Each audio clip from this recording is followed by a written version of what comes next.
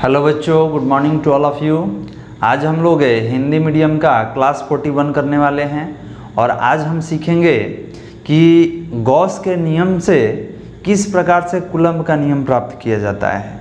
क्योंकि आपके एग्ज़ाम में बहुत बार ये पूछा जा चुका है कि गॉस के नियम का प्रयोग करके कूलम्ब के नियम को प्राप्त करें। ओके, तो पिछले क्लास में डिस्कस हो चुका है गॉस के नियम के बारे में कि गॉस का नियम या गॉस का प्रमेय क्या है। आज उससे संबंधित हम कुछ टॉपिक पढ़ेंगे। तो चलिए सबसे पहले हेडिंग देते हैं गॉस के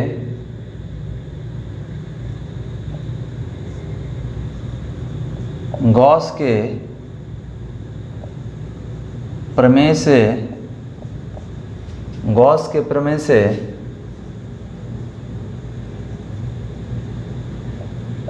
कूलम्ब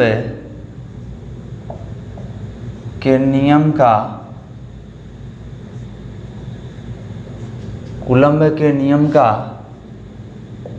व्यंजक। गॉस के प्रमेय से कूलम्ब के नियम का व्यंजक, इसका मतलब क्या है कि हमको कूलम्ब का फॉर्मूला निकालना है। किसकी सहायता से? तो गॉस के प्रमेय से। तो ये बताइए कूलम्ब का फॉर्मूला क्या था जी? तो कूलम्ब का नियम सर हम वहाँ यूज करते हैं जहाँ पर दो आवेशों के बीच बल निकालना होता है। तो याद कीजिए हमने क्या पढ़ा था। तो F इक्वल टू ये दो आवेशों के बीच लगने वाला बल के बारे में बताता है कि सर ये Q1 है, Q2 है, दूरी R है। तो इनके बीच लगने वाले बल के बारे में कूलम्ब के नियम से हम लोग क्या पढ़ चुके हैं? 1/4πε0 Q1 × Q2/r²।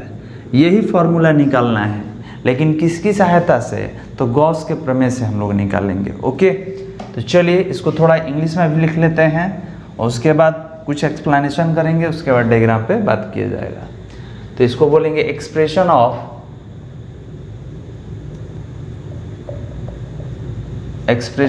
Coulomb's law.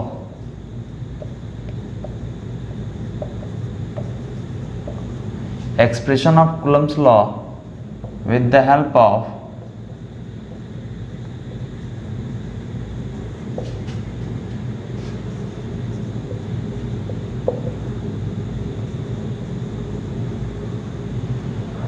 the help of Gauss's theorem. Clear है? तो हमारा हेडिंग क्या है? Expression of Coulomb's law with the help of Gauss's theorem. Gauss के प्रमेय से कूलम्ब के नियम का व्यंजक प्राप्त करें। यह बस इतना काफ़ी है, आपके एग्जाम में यही पूछा जाता है। अब इसका कुछ लैंग्वेज है जी, क्योंकि यहाँ पे कुछ डायग्राम हम लोग बनाएंगे। वो डायग्राम क्या है थोड़ा देख लीजिए। हमने बोला कि गॉस का प्रमेय किसके लिए काम करता है? तो बंद सतह के लिए काम करता है। तो हमने बोला कि बंद सतह के अंदर एक आवेश लिया गया और इस आवेश का नाम रखा गया Q1 और ये कहाँ है? तो गोलीय पृष्ठ के केंद्र पर है। तो इससे हमने बोला कि स्मॉल r दूरी पर एक दूसरा आवेश बैठा है जिसका नाम है Q2। और ये बताइए कि ये कौन है जी? तो ये विद्युत बल रेखा है, E है हमारा, ये E का डायरेक्शन हो गया। तो ये बताइए कि गॉस का प्रमेय क्या कहता है? तो गॉस का प्रमेय कहता है कि यहाँ पर हम लोग क्या करेंगे? तो छोटा सा क्षेत्रफल लेंगे। क्यों? क्योंकि सबसे पहले हम लोग छोटे के लिए बात करते हैं। जब छोटा क्षेत्रफल निकल जाएगा तो टोटल क्षेत्रफल के लिए निकाल लेंगे। तो इस जगह का नाम क्या दीजिए? इसका नाम O दे दीजिए और इसका भी कुछ नाम दे देते हैं, P नाम दे देते हैं। ठीक है? तो आपने बोला कि सर सतह का डायरेक्शन कहाँ होगा? तो सतह का डायरेक्शन इस पर लंबवत होता है। तो अब देख लीजिए आपका जो DS है एलिमेंट्री एरिया, इसका भी डायरेक्शन यही हो गया। सतह का नाम क्या बोले हैं देने के लिए? तो पढ़ चुके हैं हम लोग। सतह का नाम क्या है? गॉसियन सतह। ये कैसा सतह है? काल्पनिक सतह है। ठीक है, गॉसियन सतह S ले लिए। ओके, तो हमने क्या बोला जी कि सबसे पहले क्या करते हैं कि आवेश Q1 द्वारा Q2 पर तीव्रता कितना होगा ये निकालेंगे और फिर देखेंगे कि Q1 Q2 पर बल लगाया, ये तो मालूम चल गया E से। तो Q2 कितना बल का अनुभव करेगा? इन्हीं दोनों पदों से हम लोग कूलम्ब का नियम प्राप्त करेंगे। तो इसको एक्सप्लेन करते हैं।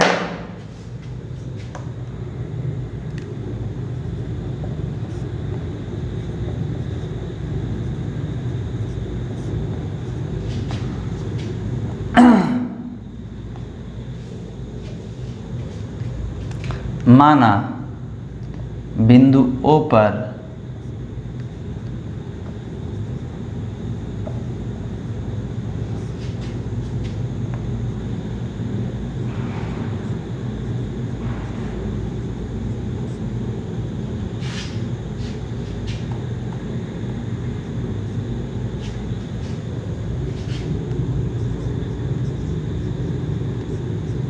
चलिए, तो जो हमने डायग्राम बनाया है उसी को एक्सप्लेन किया गया है।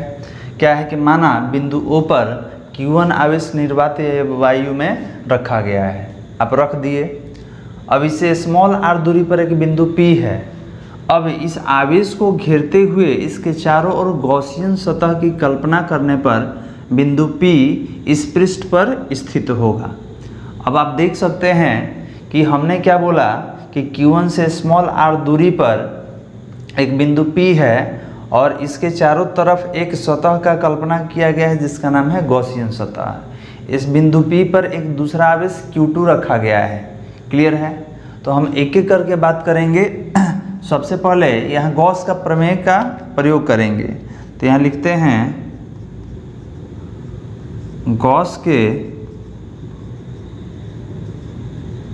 प्रमेय से। तो गॉस का प्रमेय क्या कहता है जी? तो कहता है कि फाई ई बराबर integration over close path E dot D S, clear है, इक्वल टू आवेश का 1/एप्सिलॉन नॉट, यही ना है जी। तो हम बोले हैं कि ज़रूरत के हिसाब से काम करते हैं। तो यहाँ पर ई हटाइए, ठीक है, क्योंकि तीनों पद बराबर है तो किसी दो को एक साथ ले सकते हैं। तो ये पढ़े हैं ना जी कि integration over close path E dot D S equal to आवेश का 1/एप्सिलॉन नॉट गुना, ठीक है। ये हो गया हमारा गॉस के प्रमेय से। अब बताइए कि टूटेगा तो ये कैसे टूटेगा जी? तो आपने बोला कि सर ये टूटता है integration over close path E D S cos theta, और यहाँ पर कितना होगा? तो Q/एप्सिलॉन नॉट। अब ये बताइए कि यहाँ पे थीटा कितना लेंगे? तो पहले ही बता चुके हैं कि थीटा यहाँ पर 0 डिग्री होगा। क्यों होगा? क्योंकि E और DS दोनों एक ही रेखा पर है, तो यहाँ पर थीटा 0। अब क्या करना है जी? तो आपने बोला कि सर E को साइड में कीजिए और integration over close path DS, और ये कितना कॉस कितना डिग्री? कॉस 0 डिग्री, और यहाँ पे आवेश बटा में एप्सिलॉन नॉट हो गया। अब जो वैल्यू है उसको थोड़ा लिखना होगा। थीटा का वैल्यू हमने 0 लिख लिया।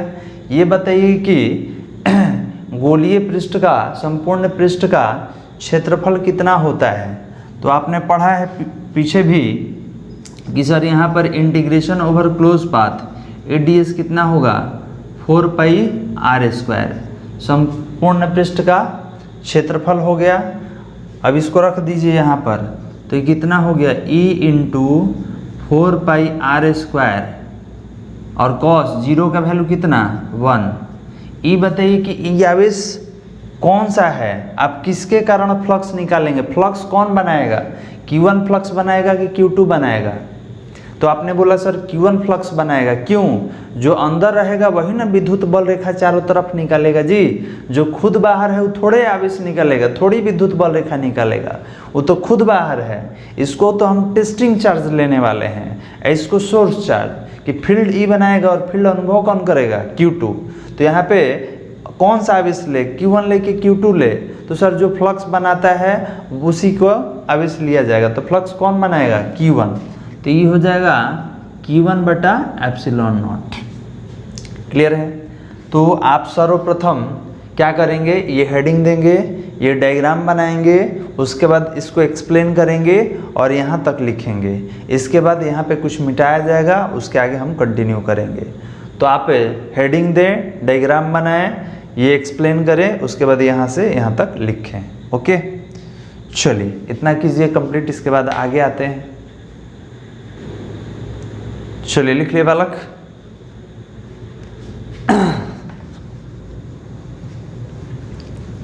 बहुत ही आसान है और आपके एग्जाम में पूछा जा चुका है। अब देख सकते हैं क्वेश्चन बैंक में ये पूछा गया है, या तो ये पूछता है या गॉसेस थ्योरम पूछता है, तो आप दोनों को कंप्लीट कर लेंगे। अब देखिए यहीं से लेके चलते हैं। तो हमने बोला कि यहाँ पे ई अगर निकालेंगे तो ये कहाँ चला जाएगा, नीचे। तो ये लिख सकते हैं जी ऐसे, देखिए तो 1/4πr² into Q by epsilon not. हमने बोला कि थोड़ा इसको अरेंज कर दीजिए, सजा दीजिए। तो ई इक्वल टू कितना आ गया, 1/4π एप्सिलॉन नॉट। ये Q1 है ना जी, Q1/r²। देखिए तो ये दोनों में कोई अंतर है, क्या किए, एप्सिलॉन नॉट को यहाँ ला दिए और r² को यहाँ लेके आ गए। ये इक्वेशन 1 हो गया। तो ये तीव्रता हो गया। ये तीव्रता कौन बना रहा है, तो Q1 आवेश बना रहा है। कहाँ पे, तो पूरे अपने क्षेत्र पे। अब कह रहा है कि ये जो Q2 है ये कितना बल का अनुभव करेगा। तो यहाँ लिखेंगे कि प्लस Q2 आवेश द्वारा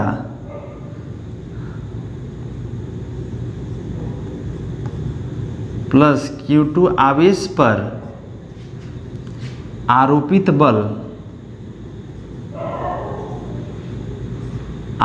बल, या ये भी कह सकते हैं कि प्लस Q2 आवेश द्वारा अनुभव किया गया बल, मतलब वो कितना बल का अनुभव करता है।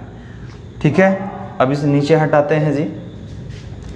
तो आपने बोला कि सर हम लोग पढ़े हैं, क्या पढ़े हैं, तो हम लोग पढ़े हैं कि E = F/Q होता है। तो बल किस पे लग रहा है, Q2 पर।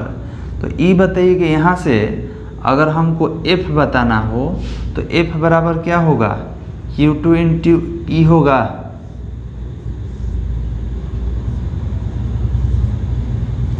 F बराबर कितना होगा, Q2 इंटू E।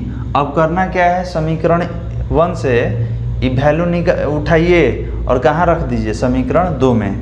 तो यहाँ क्या लिखेंगे कि समीकरण 1 तथा 2 से, या ये भी लिख सकते हैं कि समीकरण 1 का मान समीकरण 2 में रखने पर तो क्या होगा जी, तो ये होगा F = Q2 इंटू E का वैल्यू 1/4πε0 और Q1/r²।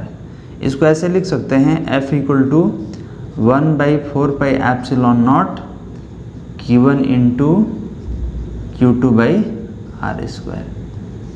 ये समीकरण कितना हो गया बालक, तो ये समीकरण 3 नहीं निकल गया जी। कूलम्ब का नियम, यही ना कूलम्ब का नियम है। और किसके बीच काम करता है, तो सर 2 आवेशों के बीच काम करता है। तो निकल तो गया, बहुत ही आसान है। इसके बाद क्या लिखेंगे कि समीकरण 3 जो है गॉस के प्रमेय से कूलम्ब के नियम का आवश्यक व्यंजक है। पहले आप समीकरण 3 तक लिखिए, इसके बाद हम आगे कंटिन्यू करेंगे। चलिए हो गया बालक। तो यहाँ पे एक लाइन लिखकर आप इसको समाप्त कर सकते हैं। क्या लिखेंगे, समीकरण 3 गॉस के प्रमेय से कूलम्ब के नियम का आवश्यक व्यंजक है। लिखेंगे यहाँ पे समीकरण 3 गॉस के प्रमेय से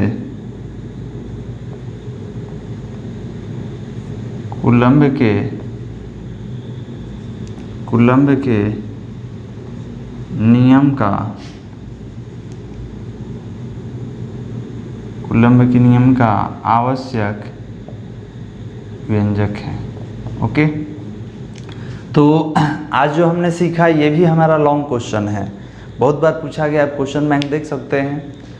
तो एक चीज़ और है, बहुत सारे बच्चे ये भी डर जा रहे हैं कि सर चैप्टर 1 चल रहा है, अभी कितना वीडियो और देखना है। तो ध्यान देंगे, ये सारा जो वीडियो हम लोग पढ़ रहे हैं सब लेस देन 60 मिनट है। ये 60 मिनट से कम, मतलब 1 घंटा से भी कम का क्लास है। ये इतना छोटा छोटा क्यों बनाया जाता है, तो ये टॉपिक वाइज बनाया जाता है। जैसे आज हमने एक लॉन्ग क्वेश्चन किया, पिछले क्लास में किया, इस तरीके से बनाया जाता है। तो आप ये ना देखें कि कितना क्लास का वीडियो है, 40 बना, 50 बना, 60 बना, इससे आपको कोई मतलब नहीं है। आप ये देखें कि हर वीडियो में हम क्या सीख रहे हैं। क्लियर है? तो आज हमने क्या सीखा, बहुत ही महत्वपूर्ण टॉपिक। ये कौन सा है, तो गॉस के नियम से हम लोगों ने कूलम्ब का नियम प्राप्त किया। क्या ये भी कह सकते हैं कि गॉस के प्रमेय का प्रयोग करके कूलम्ब के नियम को प्राप्त किया गया। ओके, तो सर गॉस का नियम क्यों पढ़ेंगे, इसका क्या यूज़ है, तो बहुत सारा यूज़ है। आगे जो हम पढ़ने वाले हैं उसका नाम है गॉस के नियम का अनुप्रयोग, एप्लीकेशंस ऑफ गॉसेस थ्योरम, कि गॉस के नियम का उपयोग कैसे किया जाता है। तो गॉस के नियम का प्रयोग करके अब देखिए हम लोग क्या पढ़ेंगे।